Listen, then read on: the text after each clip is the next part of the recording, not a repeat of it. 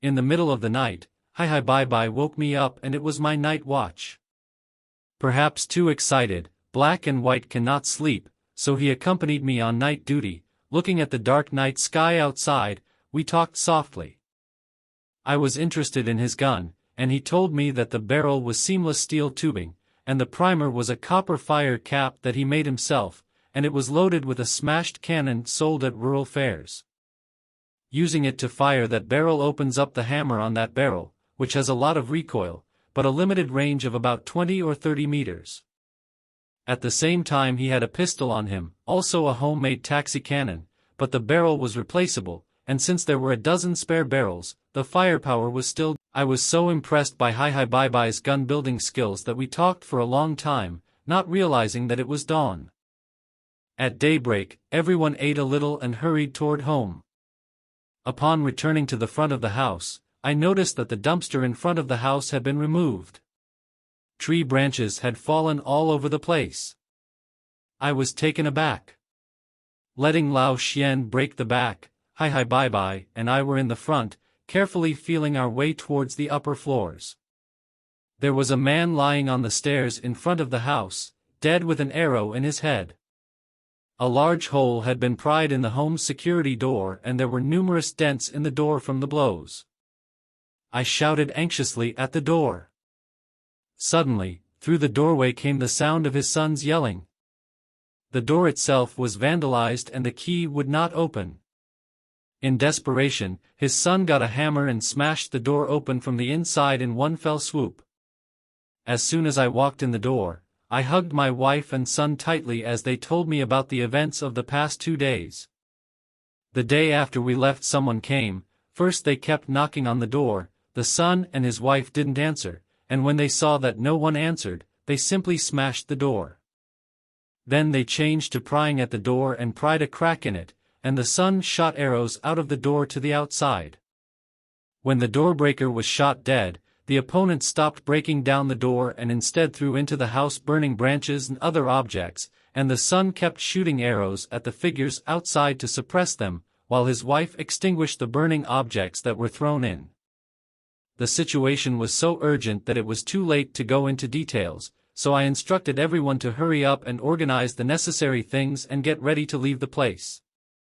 I rolled out my rickshaw from the garage and loaded supplies into it, choosing the rickshaw because motorized vehicles are loud, inflexible, and obvious targets. The others rode bikes. Not enough bikes were obtained by us prying into our neighbor's basement. Get ready and we were off. A group of us avoided the main roads and took country lanes, riding fast. Our hometown was not far from my home, only 60 kilometers. The road met walkers from time to time, and old Xian, who rode in front, was responsible for opening up the road, 1 slash at a time, very skillful. Every time I walked through a village, I had to climb a tree to make sure it was safe to go ahead, this time with 10 by 50 binoculars, which worked much better. Because of the trail, I had to stop from time to check the map, which was a clear military map I used to get from a friend in the army. Also have to take care of everyone cannot fall behind, so walking is not fast, a blink of an eye, to more than 5 o'clock in the afternoon, only 2/3 of the way. It seems that today is not in a hurry to go back. Suddenly, Old Hen, who was riding in front, shouted excitedly that there was a pig on the side of the road, walking slowly. The pig is a big one, and I was worried that the crossbow wouldn't do much for it and it would be hard to chase it if it escaped, so I had Hi Bye Bye hit it with a large lead bullet. The pig was hit and fell headlong to the ground, but got right back up and stumbled forward. It was too big, 200 or 300 pounds. Hi Bye Bye immediately rushed forward and added 2 more shots before putting it in. I told Hi Bye Bye to hurry up and load while the others ran toward the pigs, and the 2 children squealed with delight.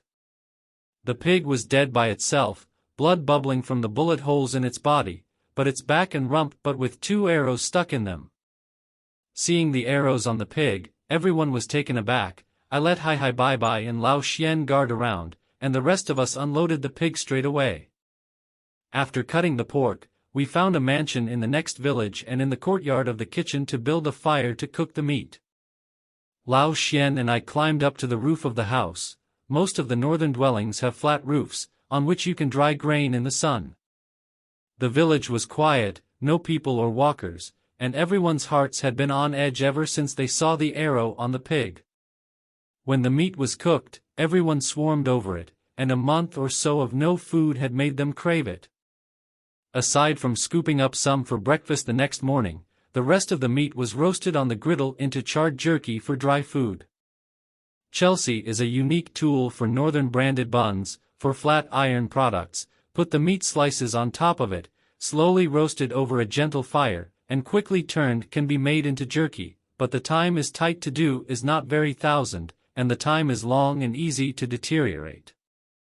The night is already deep. I let Lao Xian and Hi Bye on the roof of the opposite house to take turns on night duty, my son and I in the house where everyone camped alert. Separate night duty method can be in danger when mutual support. Late at night, Hi Bye gently shook Lao Xian awake. Old Xian was about to speak. Hi Bye hastily stopped him, with a hand to the house next to a finger.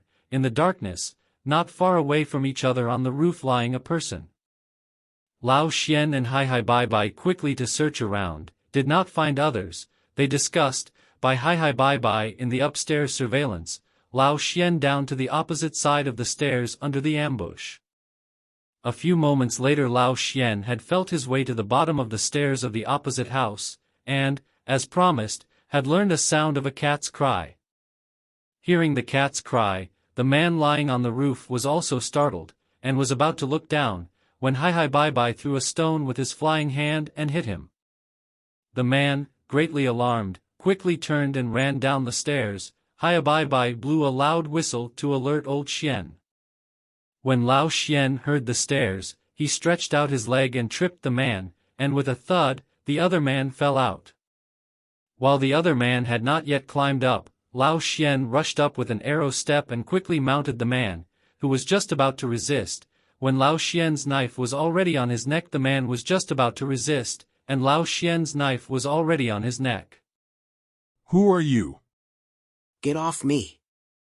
The Hi Bye rushed forward, and together they bound the man and removed the bough he was carrying, but when it was time to take him away, his head glanced a few times toward the bottom of the stairs. Lao Xian found out and let Hi Bye watch the man. He ran to the stairs next to the staircase, and found that a very large bag was placed under the stairs, and it was very heavy when he lifted it.